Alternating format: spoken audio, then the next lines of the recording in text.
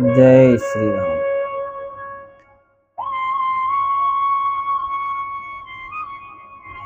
हे तात, मेरा यही उपदेश है, अर्थात तुम वही करना जिससे वन में तुम्हारे कारण श्री राम जी और सीता जी सुख पावे और पिता माता, प्रिय परिवार तथा नगर के सुखों की याद भूल जाए।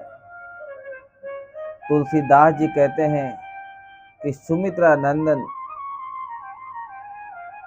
जी ने इस प्रकार हमारे प्रभु श्री लक्ष्मण जी को शिक्षा देकर वन जाने की आज्ञा दी और फिर यह आशीर्वाद दिया कि श्री सीता जी और श्री रघुवीर जी के चरणों में तुम्हारा निर्मल, निष्काम और अनन्य एवं प्रगाढ़ प्रेम नित नित नया हो।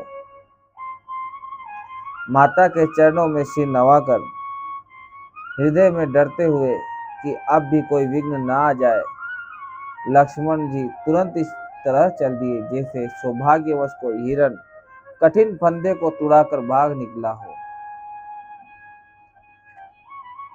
लक्ष्मण जी वहां गए जहां श्री जानकी नाथ जी थे और प्रिय का साथ पाकर मन में बड़े ही प्रसन्न हुए। श्री राम जी और सीता जी के सुंदर चरणों की वंदना करके वे उनके साथ चले और राजभवन में आए। नगर के स्त्री पुरुष आपस में कह रहे हैं कि विधाता ने खूब बनाकर बात बिगाड़ी। उनके शरीर दुबले, मन दुखी और मुख उदास हो रहे हैं। वे ऐसे व्याकुल हैं जैसे शहद छीन लिए जाने पर शहद की मक्खियां व्याकुल हो।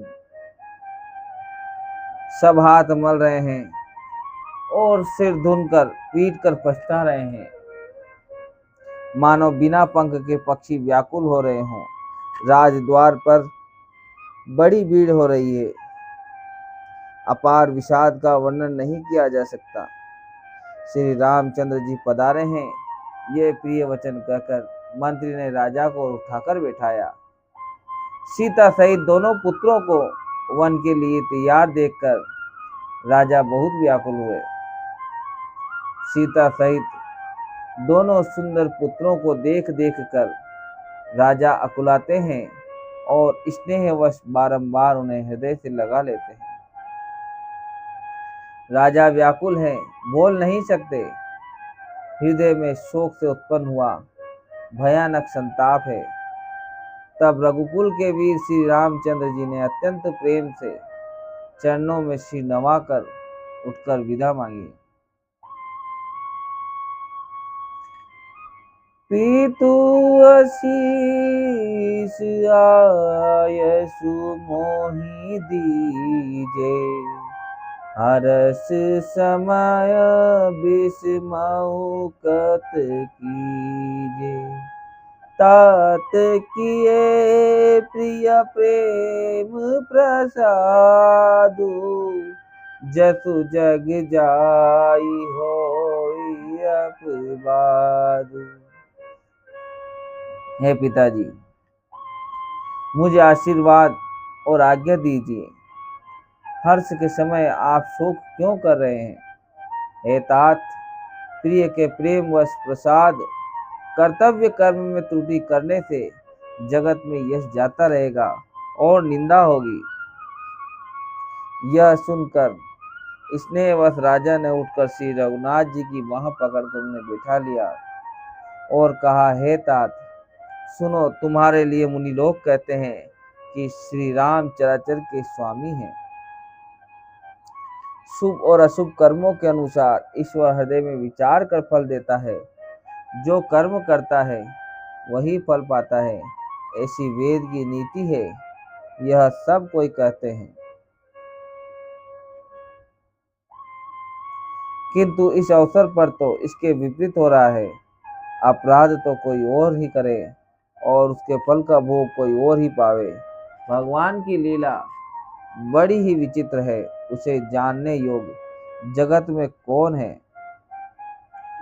राजा ने इसी प्रकार श्री रामचंद्र जी को रखने के लिए छल छोड़कर बहुत से उपाय किए, पर जब उन्होंने धर्म धुरंधर धीर और बुद्धिमान श्री राम जी का रुख देख लिया और वे रहते हुए न जान पड़े। तब राजा ने सीता जी को हृदय से लगा लिया और बड़े प्रेम से बहुत प्रकार की शिक्षा दी, वन के दूसरे दुख कहकर सुनाए, फिर सास ससुर तथा पिता के पास रहने के सुखों को समझाया। परंतु सीता जी का मन श्री रामचंद्र जी के चरणों में अनुरक्त था, इसलिए उन्हें घर अच्छा नहीं लगा और वन भयानक लगा।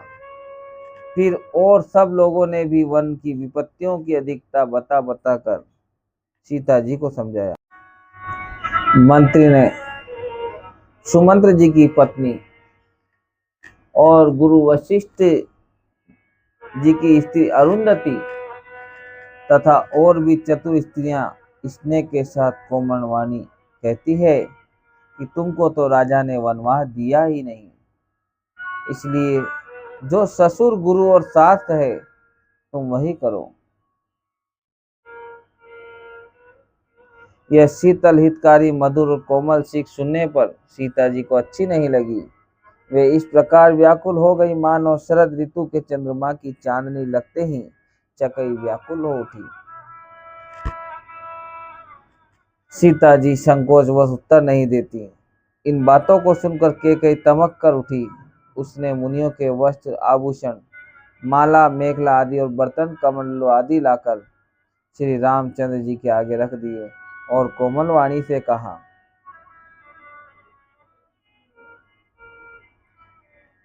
हे रघुवीर, राजा को तुम प्राणों के समान प्रिय हो। भीरु प्रेमवश दुर्बल हृदय के राजा शील और स्नेह नहीं छोड़ेंगे। पुण्य सुंदर यश और परलोक चाहे नष्ट हो जाए पर तुम्हें वन जाने को वे कभी नहीं कहेंगे। ऐसा विचार कर जो तुम्हें अच्छा लगे वही करो। माता की सीख सुनकर श्री रामचंद्र जी बड़ा सुख पाया, परंतु राजा को ये वचन बाण के समान लगे। वे सोचने लगे अब भी अभागे प्राण क्यों नहीं निकलते।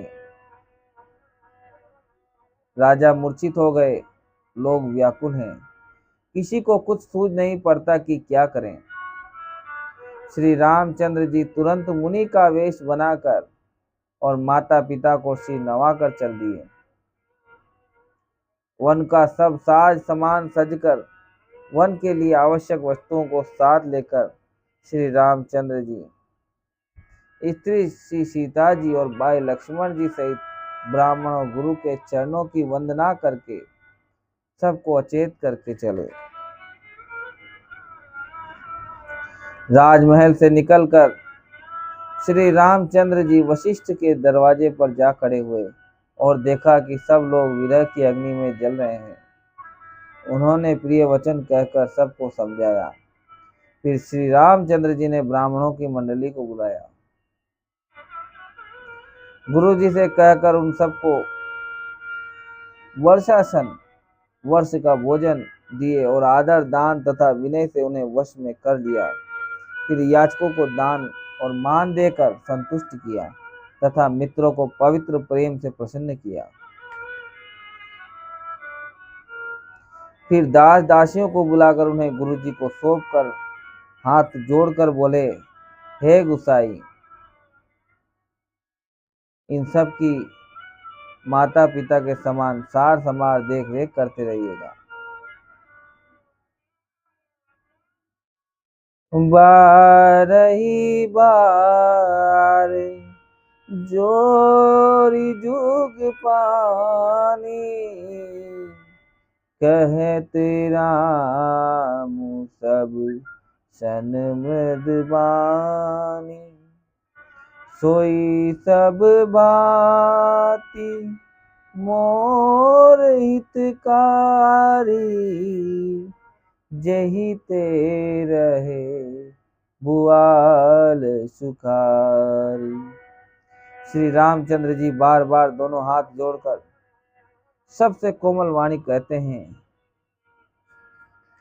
कि मेरा सब प्रकार से हितकारी मित्र वही होगा जिसकी चेष्टा से महाराज सुखी रहें। जय श्री सीताराम।